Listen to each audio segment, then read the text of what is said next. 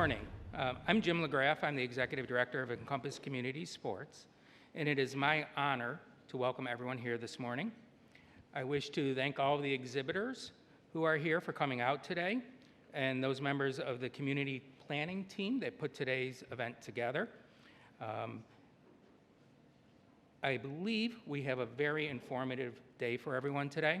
There are also exhibitors behind us here, and there are exhibitors upstairs. So please, if you get the chance throughout the day, visit our exhibitors. They're here to give you information that you might need and to help you out.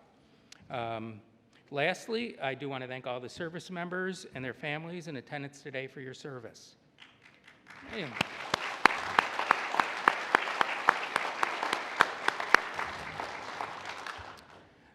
Just a little bit of housekeeping.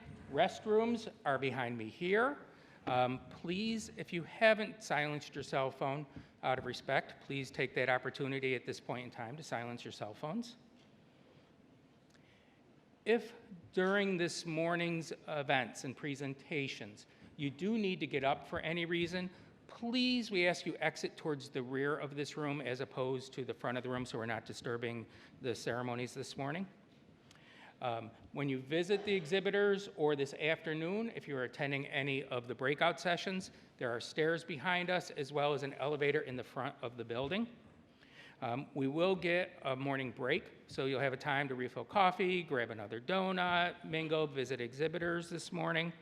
And then we will come back after that break for a session, and then we will break at noon. There will be lunch provided for everybody, so we'll have a nice time at lunch where you can go and grab something to eat, and again, talk to the exhibitors who are all here to make sure that you get the support that you need.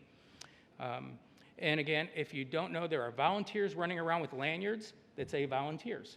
So please ask one of them, and they will be more than happy to steer you in the right direction. If there are any Vietnam-era veterans who have not yet registered for the pinning ceremony, and you would like to, there's still a little bit of time. Just let us know, and we will have someone come over and get your information. So at this time, I would ask those that are able to please rise for this morning's invocation. Please remain standing for the presentation of our nation's colors, the singing of our national anthem, followed by our Pledge of Allegiance. Let's go ahead and pray. Father in heaven, I just praise you and thank you for this day and this veterans event. Lord, I am so very, very grateful for our veterans and their families, for their service, and those who even shed blood and died for this country, its liberty, and to live in a constitutional republic. Lord Jesus, I especially want to remember those veterans who struggle every day with mental health issues and suicide. I'm grateful for Encompass and all the volunteers that are here to help make this happen. And I ask, Lord God, that you bless this event. Just be present, Lord God, and just let this be a very good day. I pray all these things in the name of Jesus Christ of Nazareth. Amen.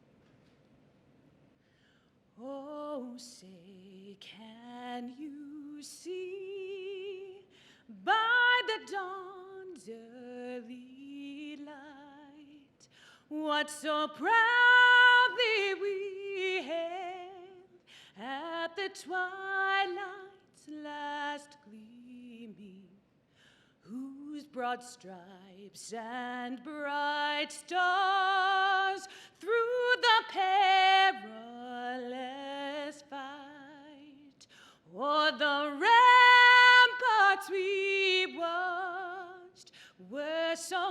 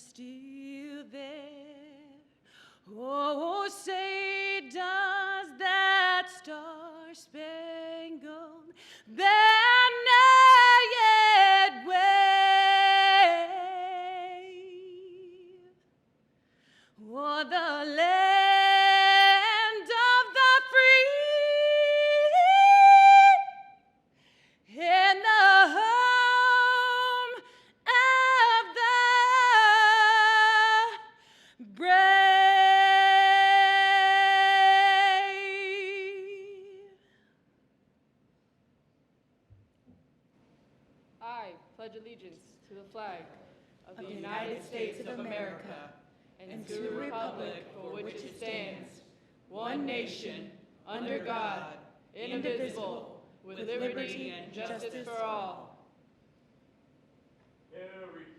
Colors. Ready. Set. Right turn. March.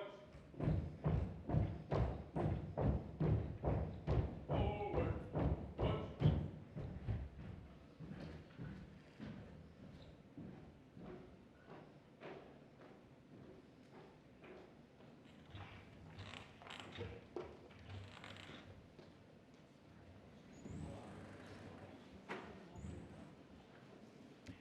So, thank you to the Eastern View High School Junior ROTC cadets. Actually, I made a mistake there. Wait a minute. I forgot, I wrote this wrong. It's the Culpeper County Marine Junior ROTC cadets.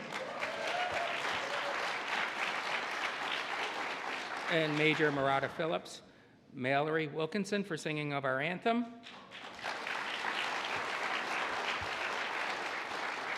and Pastor Brad Hales representing Reformation Lutheran Church here in Culpeper.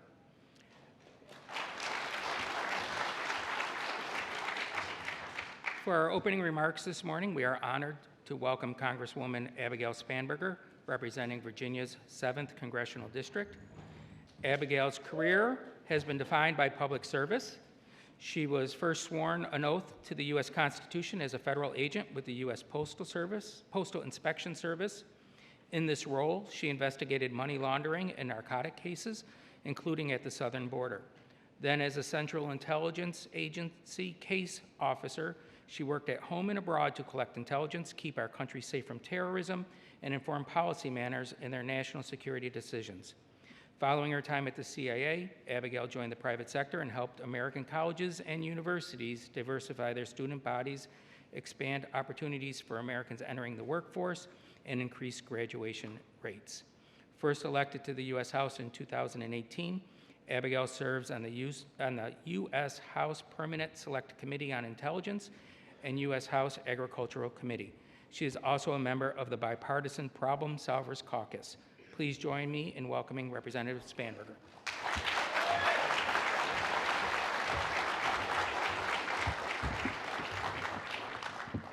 Good morning.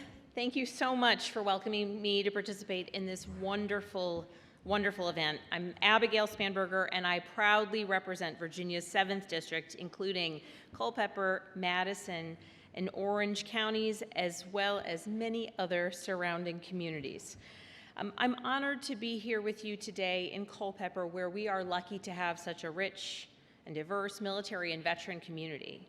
And before I get started, I do want to express my sincere gratitude to Encompass Community Supports, the work you do, not only for our military community, but also in offering housing support, mental health services, transportation, substance use disorder assistance, and child and family services is critical. I'm so grateful for your partnership. When Jim connected with my team earlier this year about this event, he told us the reason it was proposed in the first place is thanks to overwhelming community feedback. So you all here this morning and your fellow community members made it clear that there is a need to provide greater awareness of the resources available to service members, veterans, and their families. Resources that are available right here in Virginia. And that's what part of being a community is all about. It's about being a good neighbor. It's about looking out for one another, to understand what resources or benefit programs may exist, and we want to make sure that everyone, those who are here today and all of our neighbors, are equipped with the information.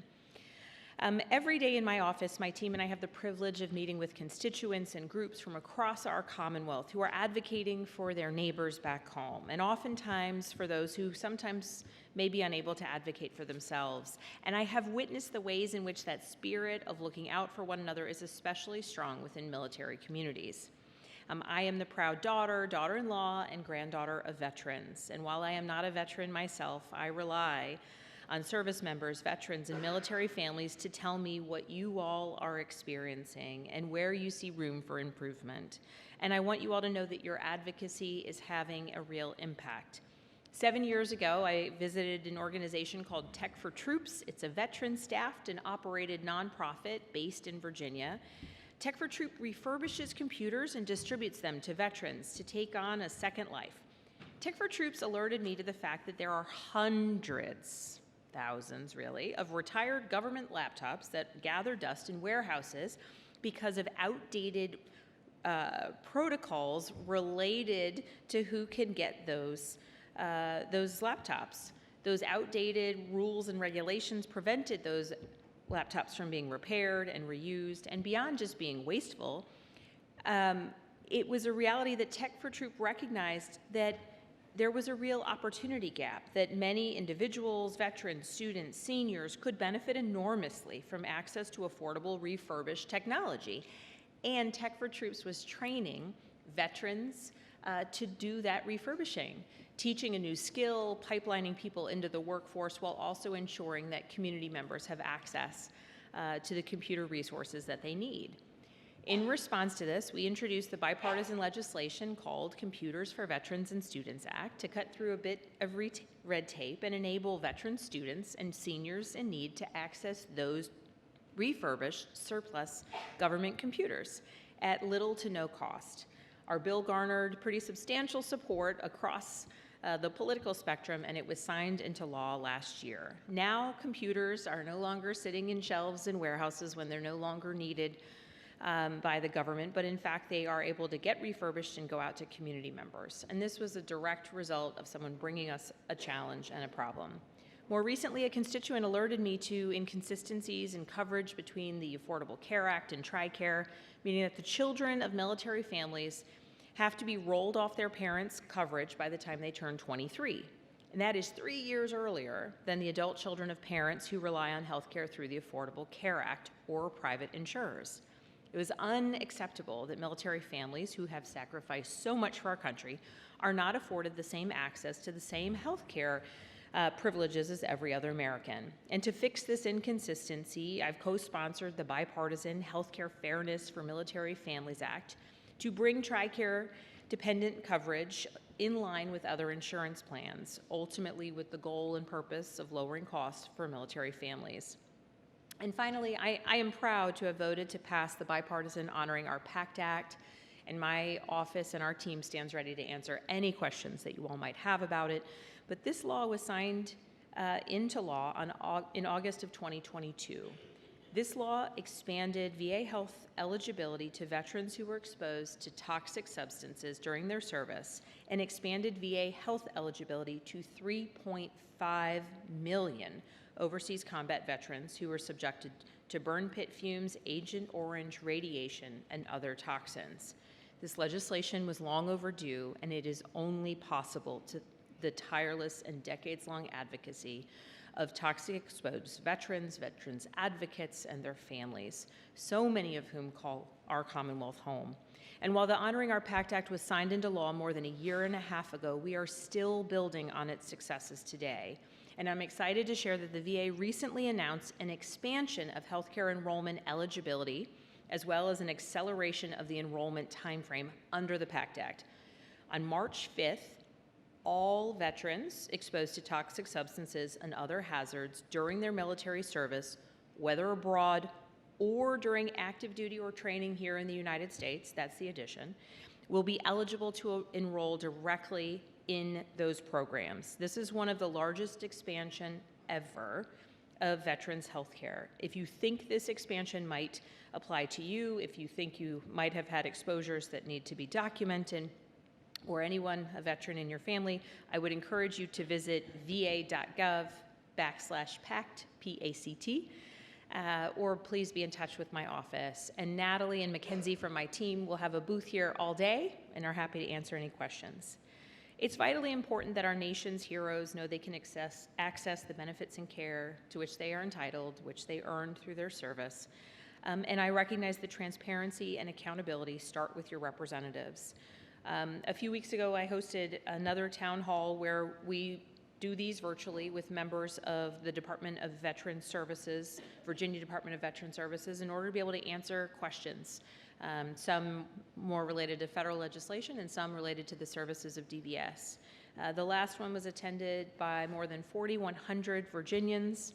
And during that discussion, I heard from a Marine Corps veteran who spoke about the acute medical complications he had suffered related to repeated exposures of blasts during his time in service, and he advocated for more thorough physical examinations for service members when they are exiting the military to make sure that that long-term care is what it needs to be. I heard from Melanie, the daughter of a Vietnam veteran who works as a hospice caregiver and called to advocate for the needs of the veterans she continues to serve. I am grateful for the advocacy, the questions, and the engagement of folks like William and Melanie as they work to raise issues that are so important to the veteran community and to the families of veterans. The administrative challenges that face so many veterans and the impact of these challenges I am well aware of, and I want you all to know that my office and my team stands ready to ensure that you have what you all need. We are moving forward. Congress avoided yet another government shutdown.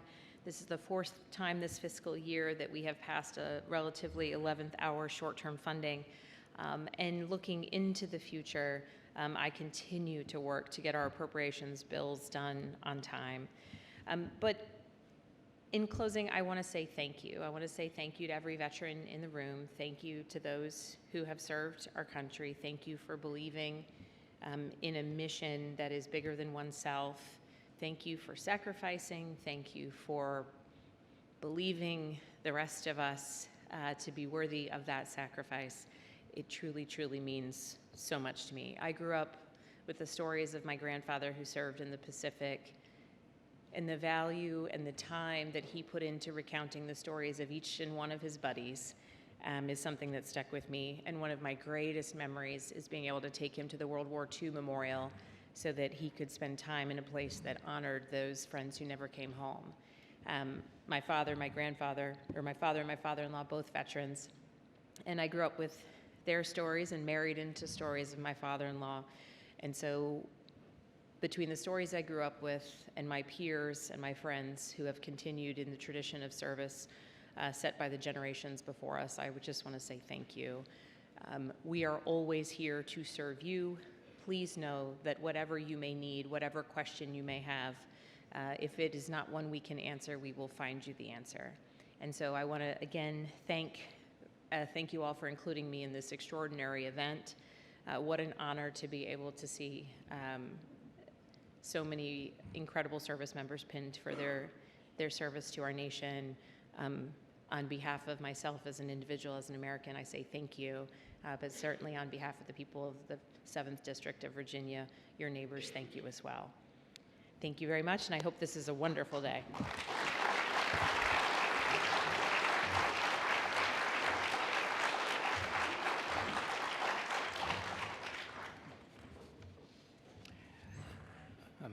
Next, I would like to welcome to the stage Anthony Barnes, Military and Veterans Affairs Manager for Congresswoman Jennifer Wexton in Virginia's 10th Congressional District and a veteran of the United States Navy.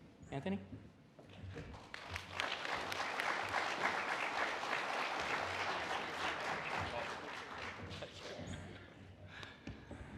Good morning and welcome. It's an absolute honor for me to be here today. This is, I think, now going on the third iteration of these large-scale veterans events I've been to be able to part of, and a few of our folks as the community veterans engagement boards around the state are here today, so I'd like to point them out right now. Thank you, Community Veterans Engagement Board folks. We've got Ken James, John Maxwell, and I believe Mike Diaz is on his way from 3 different Community Veterans Engagement Boards. When we set these events up, when we set these avenues for engagement up, it's challenging. But Jim and the folks at Encompass have risen to the occasion, and if you look around, at a tremendous result. So we're thrilled to be here today. I'm happy to be here today also to present the Vietnam Veteran Commemoration Pinning Ceremony. something our office has been privileged to be a part of multiple times over the last, I believe, 5.5 years. Each and every time is special. So I'm going to open today with a remark from Congresswoman Jennifer Wexton, my boss. Give me 1 second. From Congresswoman Wexton. Hello and good morning. I regret I cannot be here with you today in person, but I want to welcome you all to this incredible event to celebrate and support Virginia's veterans. I'd like to begin by thanking all those who worked hard to make today possible, so many of whom spend each and every day giving back to those Americans who have served our country in uniform. I'd also like to say a special thank you to my good friend and colleague in Congress and a fierce advocate for Virginia's veterans, Representative Abigail Spanberger, for joining us to keynote today's program. Most importantly, I want to thank all of you for your courage and dedication to serving our country. We can never repay the debt we owe those who have served in our nation's military, but we have a responsibility to care for them when they return home. For those of you here today who sacrificed so much during the Vietnam War, you did not get the care and appreciation when you returned home. Countless brave Americans have answered the call to defend our freedom from the earliest days of our nation through today, and every one of them deserves our gratitude. The way we fulfill that duty is not just through words, but actions. That's why I'm so excited that you are all here today to officially be recognized and thank you for your service during the Vietnam War through this pinning ceremony. So thank you. We say thank you. We also say welcome home. On that note, I'm going to bring up our representative from the Vietnam Veterans Commemoration, Sergeant First Class Curry. Sergeant First Class Crystal Curry is an event coordinator with the United States of America Vietnam War Commemoration. She enlisted into the Army as a combat medic 15 May 2000. She has an applied associate's degree in liberal arts from St. Leo University in St. Leo, Florida. Additionally, she holds an associate's degree in business management and a bachelor's in healthcare administration from Columbia Southern University. Sergeant Curry's professional military education training classes include emergency medical technician course, basic healthcare administration, senior leader course, advanced leader course, and the basic leader course. Throughout her 23-year career, she's held many different duty positions, such as the Senior Enlisted Advisor for the DeLorenzo Pentagon Health Clinic, the Pharmacy Senior Enlisted Advisor for Fort Belvoir, Operations NCOIC and Platoon Sergeant for the 30th Medical Brigade, Command Senior Healthcare NCOIC for the 10th Army and Air Missile Defense. In addition to multiple other medical positions held throughout her career, Sergeant Curry deployed with the 115th Field Hospital from Fort Polk, Louisiana in 2003 to Camp Adler Air Base in Iraq and Camp Arafan from Kuwait in support of Operation Iraqi Freedom. In addition, Sergeant Curry has 8 beautiful children. So, welcome, Sergeant First Class Curry.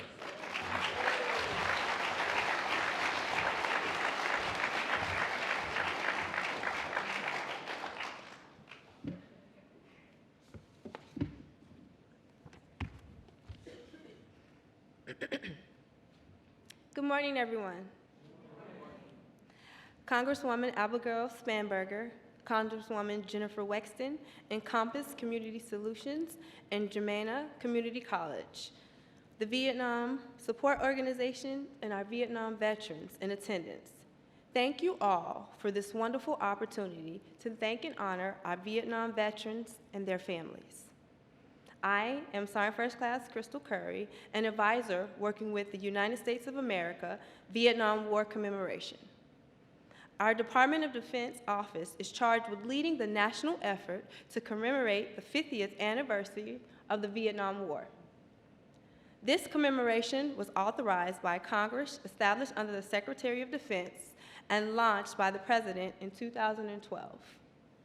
Its primary purpose is to thank and honor America's 6 million Vietnam veterans living in America and abroad, and the 9 million family members of all those who served on active duty in the U.S. military between 1955 and 1975. On Memorial Day 2012, the 44th President of the United States spoke during the inaugural event of this commemoration at the Vietnam Veterans Memorial in Washington, D.C. He stated, "And one of the most painful chapters in our history was Vietnam, how we treated our troops who served there. You were often blamed for a war you didn't start, when you should have been commended for serving your country with valor. You were sometimes blamed for the misdeeds of a few, when the honorable service of the many should have been praised. You came home and sometimes were denigrated, when you should have been celebrated. It was a national shame, a disgrace that should have never happened. And that's why, here today, we resolve that it will not happen again. President Biden issued his proclamation from the White House in which he remarked, "Every service member of the Vietnam generation should know that their sacrifices mattered and that their service made a difference. To the families, caregivers, and survivors of the more than 58,000 service members whose names are memorialized in the Black granite, we pledge to never forget the eternal sacrifice of your loved ones and what you have sacrificed for the nation. To the families of over the 1,500 service members who remain missing and unaccounted for, know that our nation's effort to bring them home will never stop. We gather today to thank and honor the Vietnam veterans in attendance and living in this community. I ask everyone who served on active duty at any time from 1 November 1955 to 15 May 1975, regardless of location, to stand if you are able or raise your hand if you're not, so that we can recognize your service, your valor, your sacrifice, and acknowledge you in the way you so richly deserve. Raise your hands for me. You can stand, you can raise your hands.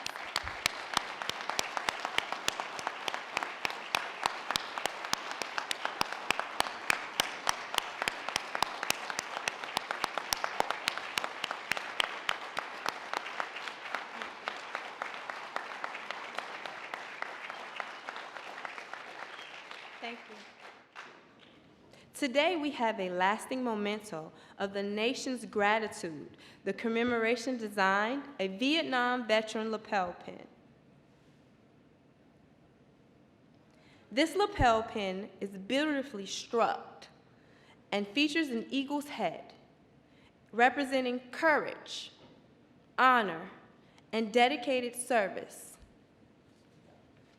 The stripes represent our nation's flag, and the 6 stars represents the United States and its 5 allies who served and sacrificed alongside one another: Austria, New Zealand, the Philippines, the Republic of Korea, and Thailand, all encircled by a ring of blue drawn from the canton of our national flag in signifying vigilance, preservation, and justice.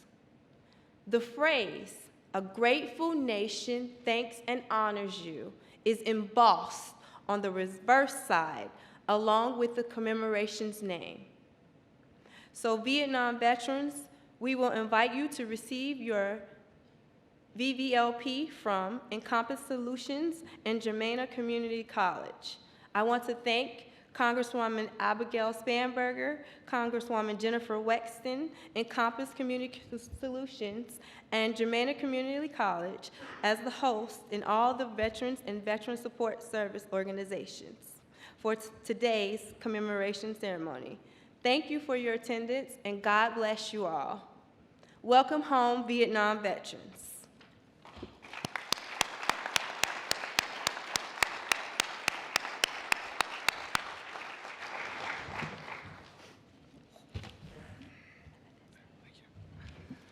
Okay, so if you have registered, we'd ask if you're in these first 2 rows. If you're not in these first 2 rows but have registered for the pinning ceremony, please come forward and try to find a seat near the front. If you are unable to come up on stage, just raise your hand when I call your name and we will come down to you at the end to present the pin and everything, okay? So as I call your name,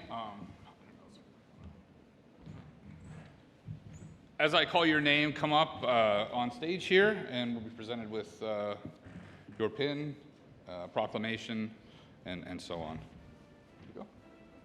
All right. Jerry O'Brien, United States Air Force.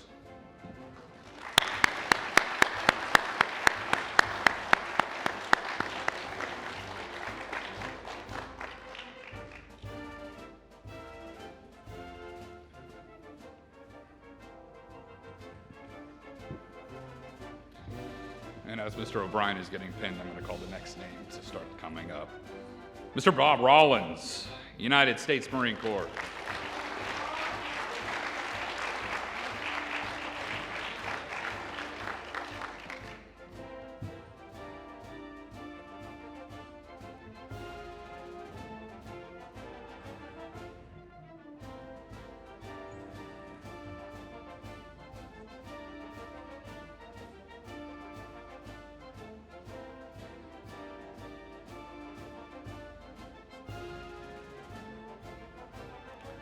Do we have Guy Pigeon?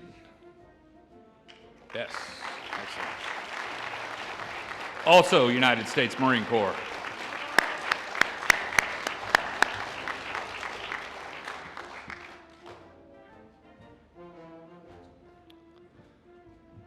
Lynn Blumenthal.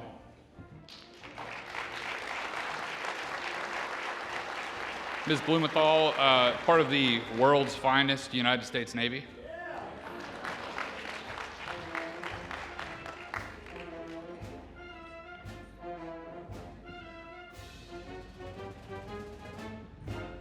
Tay Griffin. I think it goes without saying, but Mr. Griffin, part of the United States Army.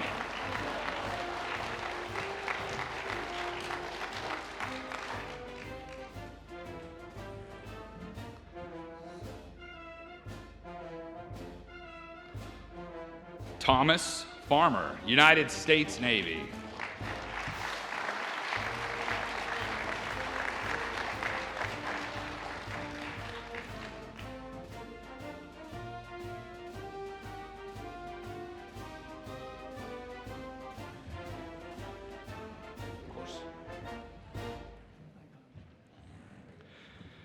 Ken Cranston, United States Navy.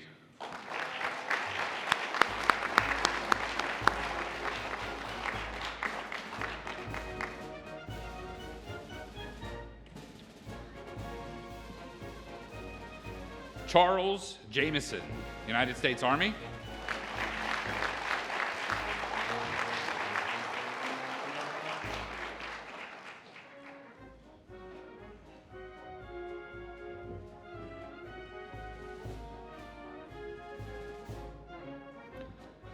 Carrie Romesberg, United States Air Force.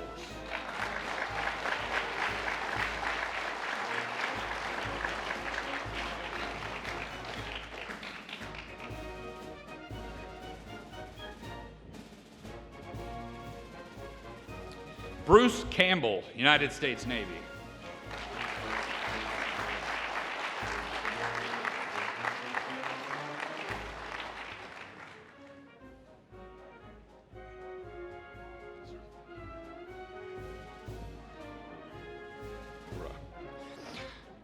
Joel Cordemonch, United States Army.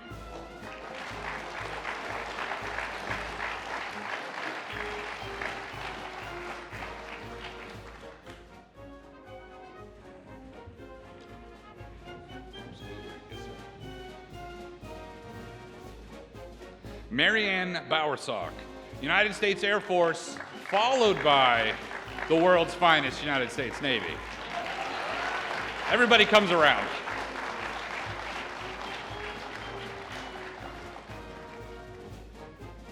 William Paget, United States Army.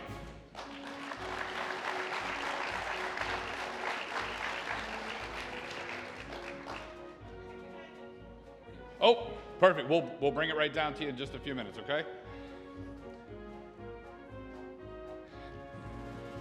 Bill Gallagher, I think, United States Air Force. If you're here, there you are. Did I get it right? Okay.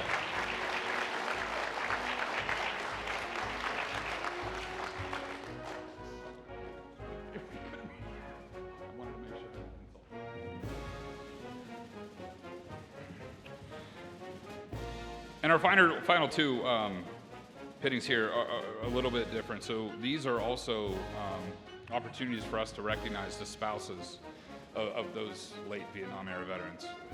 So I'd like to bring up Nancy Lamb. Okay, thank you. Surviving spouse for husband Mike Lamb, United States Marine Corps, will be represented. by Mr. Griffin.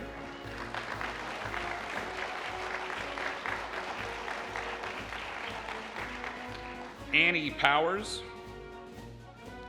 surviving spouse for Army Aviation, Dawn Powers.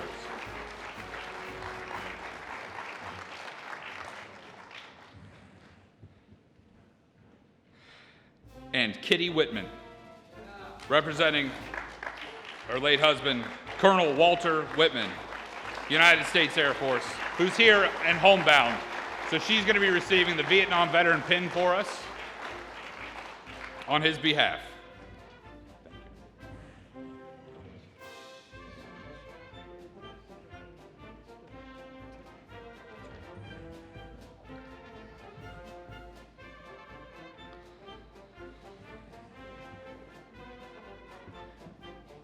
And I think we're going to make our way down and present one more pin to the gentleman here on the end, and then we are going to conclude today's ceremony. First off, are there any other Vietnam veterans that have not been recognized with a pin at any point, but would like to be today? Please come on up, sir. If you can, or we can come to you.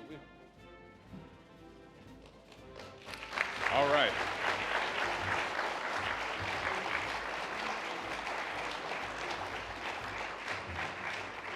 We have Mike Blumenthal, United States Navy, coming up behind me here. Absolutely.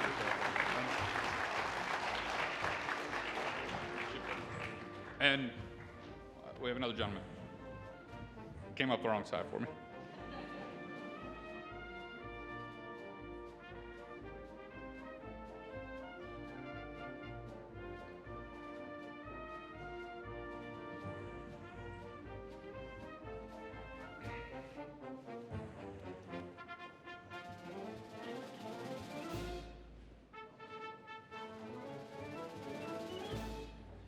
All right, last call. Any saved rounds? We got one more?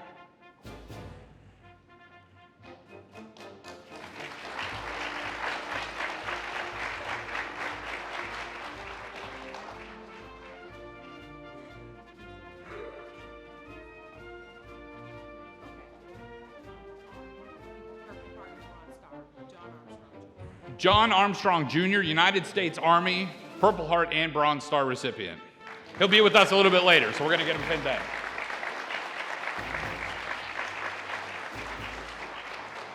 And if anyone comes in late, if you see anyone, if you know anyone that hasn't received it, please let us know. We keep these in stock. Our office is a sponsor of this program. We're always happy to ensure that everyone who deserves one gets one, spouses and veterans included, okay?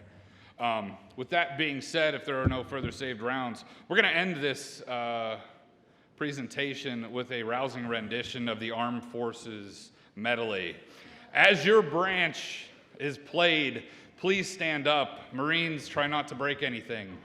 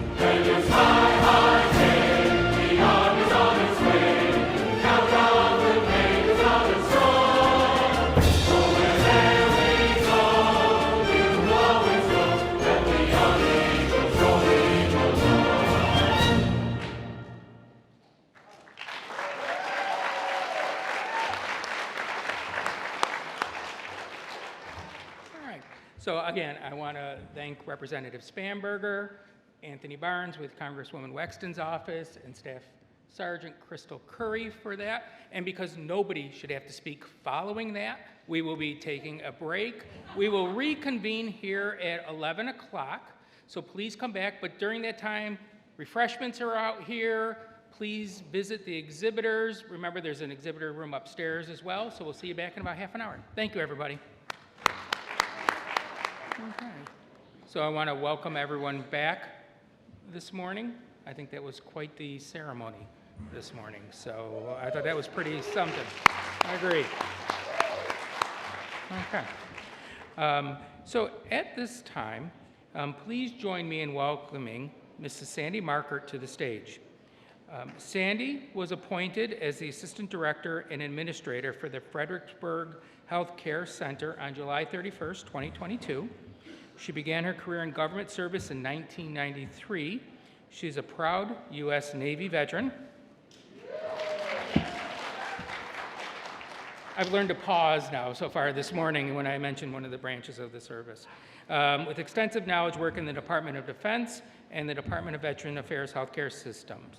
So, and we've collected your questions, so we will be asking Sandy when she's done with her discussion and her topics, and then if people have questions, we'll come around with the microphone later. Thank you.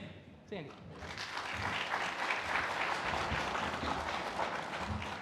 I'm glad we had that little pause because it would have been hard for me to follow that ceremony this morning. But I am very grateful that I was able to come here today and speak to you all. I'm thankful for the group of Encompass Community Support that invited me to join you all today. I'm always excited about coming to share what we're doing at the VA. As you look around the room, there are a lot of my colleagues here from the Richmond VA and in the Fredericksburg area. They've brought a lot of great information to share with you, and if you have questions, some of the questions I'll be answering for you today. If I can't answer those questions, I'm pretty sure the resources in this room and the folks upstairs will be able to provide those. If we can't answer them, we'll be happy to take those questions back to you, especially if you have specific questions that may pertain directly to your health care. We wouldn't want to have that conversation in a room like this, but we'll be glad to take that information back with us and reach back out to you with the answers to those questions. Just a quick little bit more about my bio. Like I said, I've been in government service for about 30 years now. I started as a Navy veteran, and the time in the Navy as a veteran really prepared me for working in the VA. When I first came to the VA from DOD, I admit it was a job, but as a veteran that came to the VA, I realized very quickly it wasn't a job, it was a mission, because I saw other veterans like myself who were struggling as they were transitioning from being active duty members or coming back from combat or whatever their experience was, and being able to do something about that for them was part of why I stayed in the VA and why I continue to work in the VA. Just a quick overview of the facility that we're building in Fredericksburg. I'm not sure if you all are familiar with our services and resources in Fredericksburg right now. In Fredericksburg, we have 3 community-based outpatient clinics. We call them CBOCs. Those 3 clinics are in close proximity to each other, and the reason we have 3 is because we have the population of veterans in that area that is growing, and from the folks in the catchment here in Culpeper, Orange County, all of our area around us that come to the Fredericksburg area for the VA services that we have. So we've grown and grown to now where we have those 3 facilities. And several years back when I first started at the VA, even at that time, because of the growth of veterans in this area, there was talk about what is going to be the next iteration. So we kept adding these outpatient clinics. We've outgrown those outpatient clinics. And so back several years ago, it was signed under the Mission Act to build this healthcare center. The 3 facilities that we have in Fredericksburg right now, we have our Massaponax CBOC, our South Point CBOC, and our Mary Washington. The Massaponax and the South Point CBOCs are very close. They're within a mile of each other. They provide primary care, mental health services, and some specialty service, audiology and podiatry primarily. Our Mary Washington site, which has been there the longest, there was discussion about closing that down when we moved into our Massaponax site. But because we had the option and knew we needed additional services, we decided to keep that facility, and we expanded the types of services we'd be able to offer in the Fredericksburg market. So in that facility, we have what we call PM&R, so our PT, OT, chiropractic services, and additional behavioral health services in that. But again, we've already outgrown those 3 sites. And so with the expansion into the healthcare center, we are going to be able to provide so much more. And the reason we're going to be able to do that is because this healthcare center that we are building in Fredericksburg is the largest healthcare center that the VA has. The healthcare centers typically that the VA has run about 150 to 200,000 square feet, usually about 2 floors, and they do have expanded services, but at a limited capacity. The building that we're building, anybody who's driven by it on 95 or seen it from Route 1, it looks like a hospital. Well, I have to tell you, it is not a hospital, and I know folks call it a hospital, and I don't want people to get confused because we are not a hospital. We do not have any inpatient services, but we will have a lot of expanded outpatient services. We are going to be doing our core services, which is our primary care, mental health services. We're expanding our capability for lab, radiology, and pharmacy. So we will have an outpatient pharmacy there. We will have an outpatient lab there that will be able to run most specimens. Specialized specimens we would send to Richmond, but we should be able to do most of your basic lab there. We will have radiology there with expanded radiology. So we'll be able to do CTs, ultrasounds, we will do MRIs, and some interventional radiology. Again, because we are not an inpatient facility, we have to be careful, but we also have partnerships with our local hospitals there. So if we need inpatient services, we do have those resources available to us. In addition to those services, we are going to be expanding our clinical services. So our surgery and medical services, I call them our ologies, our dermatology, our gastroenterology, all of those ologies. I always state that with the caveat that we have to be able to hire those specialists that are going to be able to provide those services. Will we have those services day one? I can't guarantee that, but that is our goal. And as we hire those individuals and make sure that they are, safe and capable to provide the care, then we will expand those services. And we'll be listening to our veteran population, because veterans will tell us other services that you guys would like to be able to see there. Our audiology, for those of you, I know there are quite a few of you that may already get your services. Our audiology at the new facility is expanding. We're going from 1 booth currently at our South Point clinic to 7 booths. So we will be able to expand that quite a bit. And we already have the patient load for it, so I don't see that as a problem. I didn't tell you the approximate size. I did say that we are the largest. So as I said, the other ones run about 150 to 200. We're just under 400,000 square foot. So again, we have all of these services and then some. We're bringing a lot of our administrative services, and I may be answering some of the questions that we're going to be getting. We will have our eligibility enrollment office there. We will have our voluntary services office there. In those voluntary services spaces, we are looking at having local VSOs and the Virginia Department of Veteran Services folks there so that they can answer your questions about the types of things that are available to you. So again, I've given you a lot of information, and I know you have some specific questions. I will be happy to answer those questions. I think we have some here. And then if there are follow-up questions, I will try to get those answered as well. I don't like to answer questions if I am not the expert on that, because I don't want to give you wrong information. If I can't answer that question, we'll make sure we get it, and then I'll get your information. I'll be happy to follow up with you. So several questions were submitted, so I will go through those questions. If you have a question, when we get through these questions, just raise your hand. I'll come over with the microphone so everyone can hear your question so that we all know what's going on.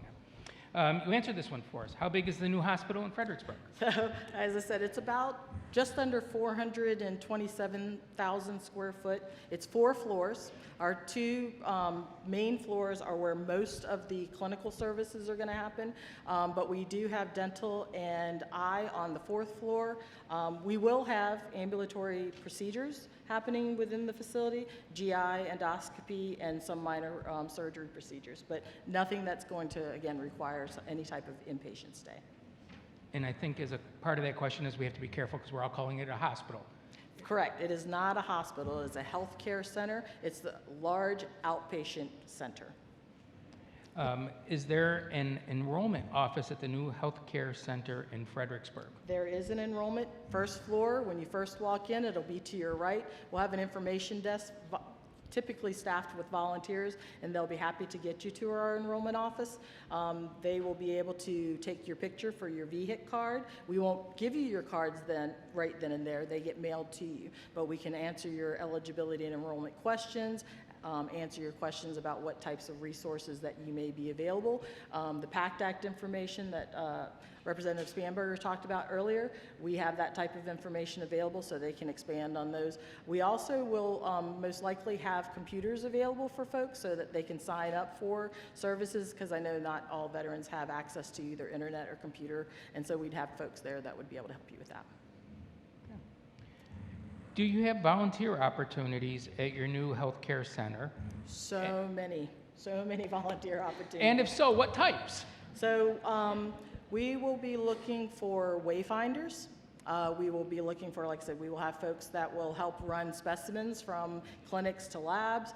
We will have folks that will be our shuttle drivers. We have about 26,000 parking spaces, not all of them, of course, very close to the building. So we will have pickup spots throughout the parking lot where we will have volunteers driving our little carts and get you to the front of the building. Those are just a few. Each service can hire a volunteer. So if we find a service that needs additional help and it's something that a volunteer can do, we create a job description, and folks who are interested can apply for those jobs and get hired to help those services out. As a matter of fact, we are partnering with several DAV groups. There's a group out in the Fredericksburg area that also has, so if you are interested, we'd be happy to connect you with our Chief of Voluntary Services so you can see what you would need to do to become a volunteer. But yeah, we always welcome, especially, fellow veterans who are there and want to support. If you're retired and you just want to do a couple of hours, you pick your shift, we'll be happy to help you. Okay. Are there any plans to build a Veterans Medical Center closer to Culpeper? I am not aware of any plans for that. I'd be happy to take that question back to my leadership. I know, like I said, the Culpeper area is within our catchment.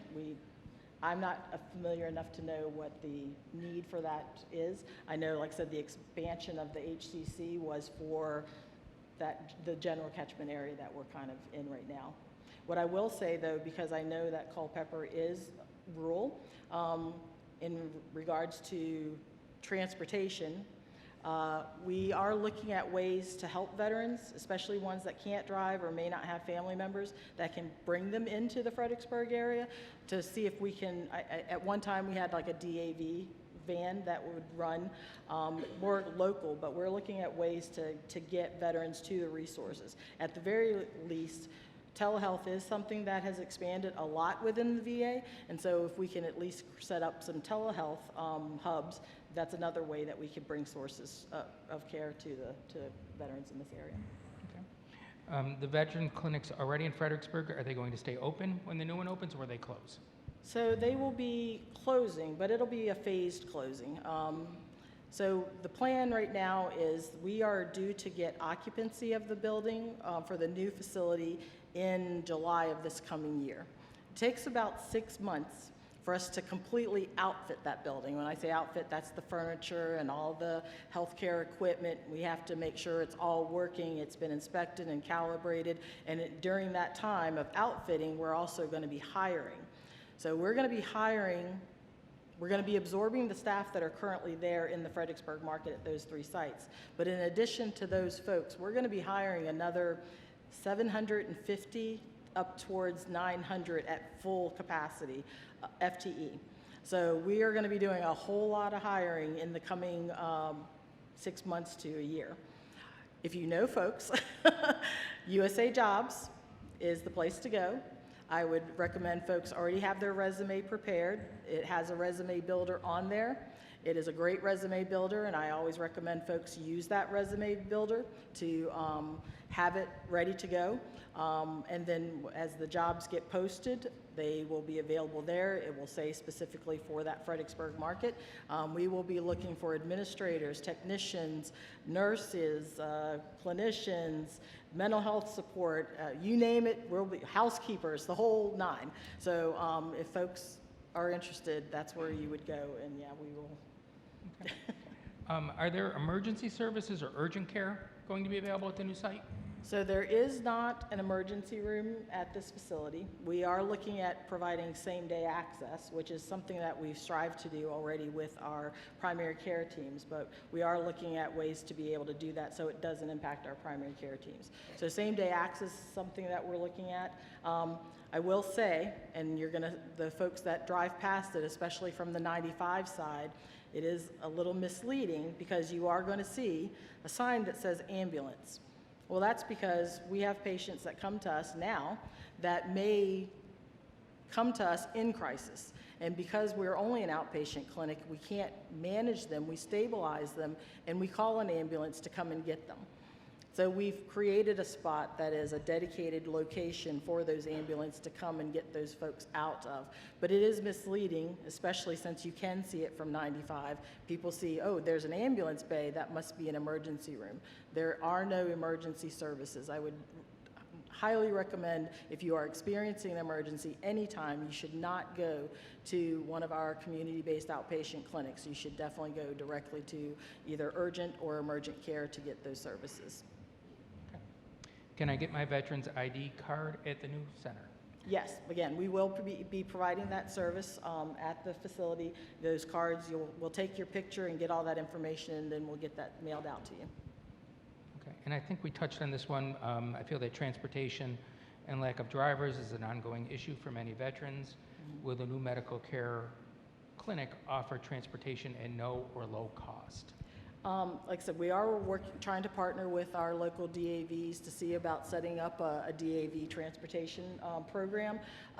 There are certain veterans that are eligible for transportation. Again, our eligibility office would be able to answer those questions. There is a VTS program, the Veteran Transportation Program, that is available through the VA, but that does require the eligibility for that. And so we will explore every way possible to, again, get those veterans to the facility. Okay. And this is a question I've heard a lot, but what do I need to do to get tested for military-related hearing loss? Our eligibility folks would be the best folks to answer that question. Once you've enrolled and determined your eligibility, we have what we call compensation and pension. So you can go through our compensation and pension to see if it's a service connection, and they will actually coordinate those hearing exams. As we are expanding audiology services within the facility, we will also have a compensation and pension office within our facility. So those things can be coordinated right here in Fredericksburg versus right now you have to go to Richmond, sometimes multiple appointments to Richmond or DC to their compensation and pension office and get those things coordinated. Okay. Those were the questions that were submitted. Are there questions that people would like to ask? What portion of the new facility is open and what services are available there now? Nothing is currently open. It's still under construction. So again, occupancy we will receive that building in July of this year. And then it'll take us about 6 months. So we are planning our opening in March of 2025. First of all, Sandy, I want to say thank you for your service. Thank you. Thank you so much. I don't have a question for you, but I have a lot of compliments. Thank you. Fort Belvoir, Walter Reed. I attend Dumfries. I'm on the white team, and we are lacking in people to service us, but I have nothing bad to say, and if anybody in this room wants to talk to me about being an advocate for them, I would do that. Cheryl Rathjen is my name. Thanks again, Sandy, and I really appreciate you being here, and I really do love the vets, and we can get taken care of. I know that I've never had a problem, and I'm 64 now, and it's been really good out in Dumfries. So thanks again, Sandy. Absolutely, thank you. Other questions that people have? I know I saw more hands. Right here. Oh, okay.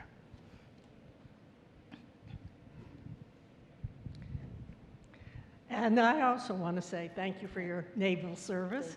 Thank Telehealth. Will you be doing a lot of telehealth, like especially in mental health?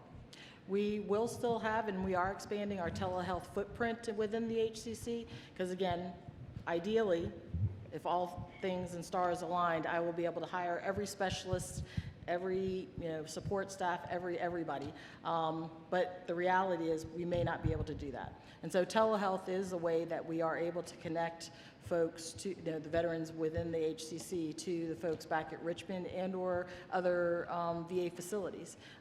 We have several centers of excellence out of the Richmond VA, but they have hubs throughout the nation. And so again, if there are folks with Parkinson's, we can connect them to any of the Parkinson's centers of excellence.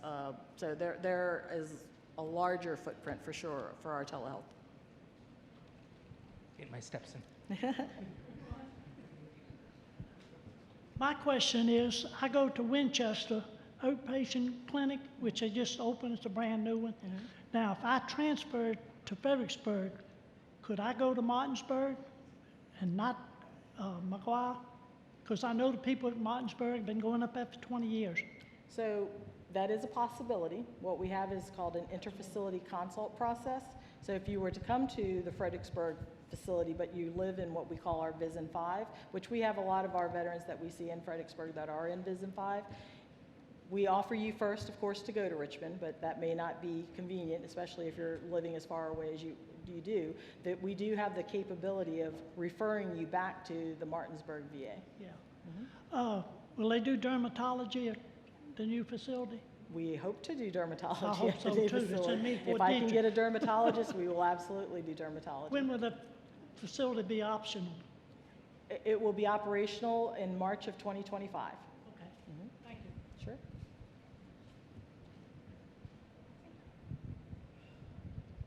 So where will the jobs be posted specifically? I'm sorry? Where will the jobs be posted, the openings that you have? It's usajobs.gov is the website where all government jobs.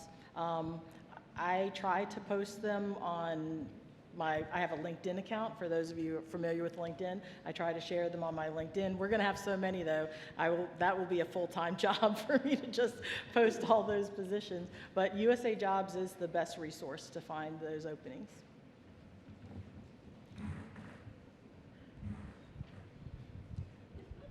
Yes, have you considered extended hours for people that commute and everything?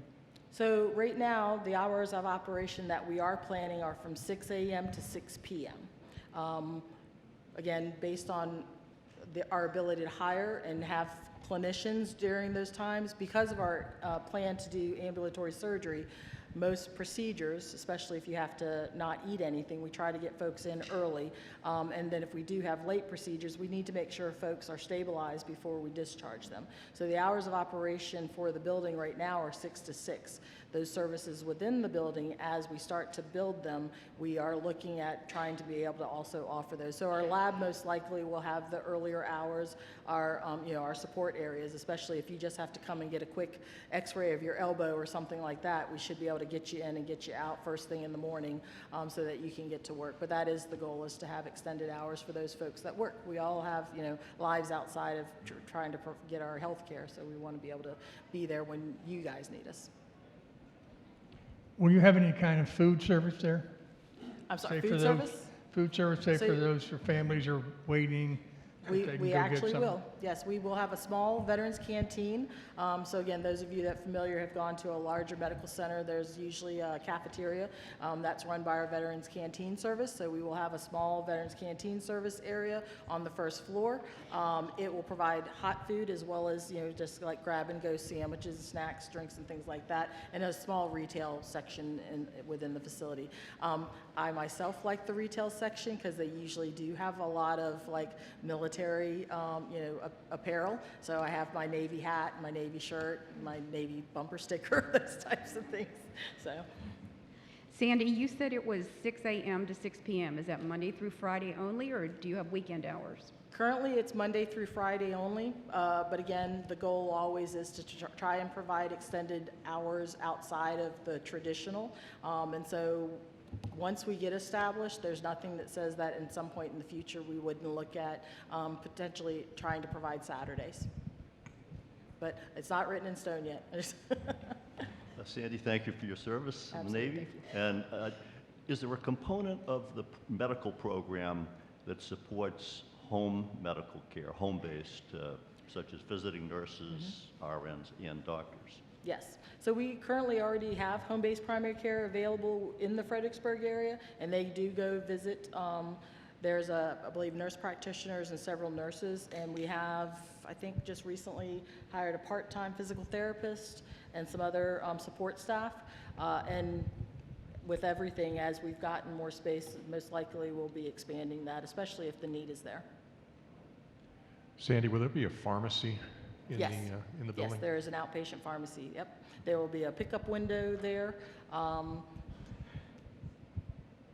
believe, like I said, I'm pretty certain the hours for the pharmacy are extended as well.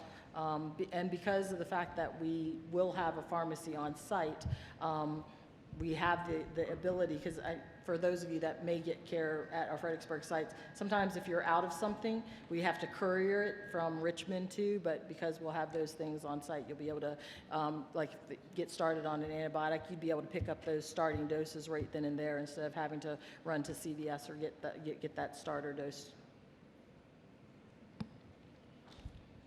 Sandy, I have two quick questions. I'm the Veteran Service Officer that covers the veterans in Madison County. And what is the procedure to be diagnosed for PTSD? That is not a question that I would be able to answer, but I would be glad to take that question and have somebody reach out to you and give you that. Okay, fair enough. Okay. The second question I've got is, we have a lot of veterans that have developed tinnitus from their exposures. I know there's no cure for tinnitus unless something has happened immediately that I don't know about. Is there a treatment that the VA gives for people with tinnitus? So I am not certain of the treatment. I do know that we have a tinnitus group that one of our audiologists that works out of the Fredericksburg area is a part of. I could put her in touch with you and have her give you more information about that. Thank you so much. I'll need to make sure we do. Hi, I'm Marlise Skinner, and I'm the Women Veterans Program Manager with Central Virginia VA Healthcare System, so I cover all of the healthcare system, Fredericksburg, Richmond, Emporia, Charlottesville. What I would like to remind and let our women know is that there is going to be a women's clinic within the healthcare center. So they will have all-female PAC teams and provide gender-specific care right there on site. So I know our women often get overlooked, so this is one time we can say, I'm Army, huh? We will have a place for us to go, especially those of us who suffer from MST and other issues and don't like to be in the greater facility. You can go into the women's center and be seen. Yep, thank you, Marlise, for reminding me. Yeah, the Women's Veterans Clinic in the new facility has its own entrance, its own waiting space. As Marley said, that there are certain women that have had experiences within the military and even outside of the military that make it difficult to interact with others, and so having a space for them that's a safe space was something that was very important. It's a beautiful facility. I just walked the facility yesterday to get to see the progress. We are at a little over 90% complete, and so it's nice to see it coming together. I saw it when it was mud. My muddy boots I'm going to bronze them when we're done, but so it is nice to see the facility coming together and all of the services and support that we're going to be able to provide to the veterans in the area.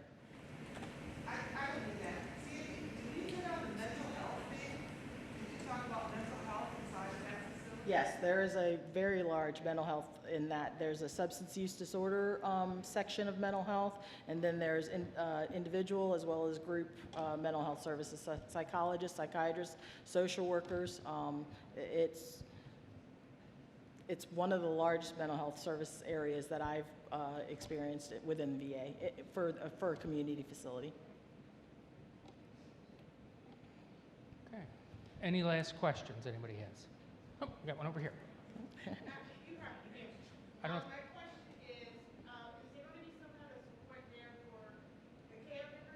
There is, yep. So Yes, just there- for people, make Yep. sure you could hear in the back, there was a question was around caregiver support and individuals with dementia. So there is caregiver support available within the HCC. I don't know if there's specific dementia support, but again, if we know that the services are needed and we have the ability to provide it, then we will most certainly provide it within the HCC, if not directly, then through our telehealth. Mhm. Anyone else? I'm looking on that side of the room because I'm on this side of the room, and I figure it would be that side. No? All right. So I want to thank Sandy. I think that was very informative.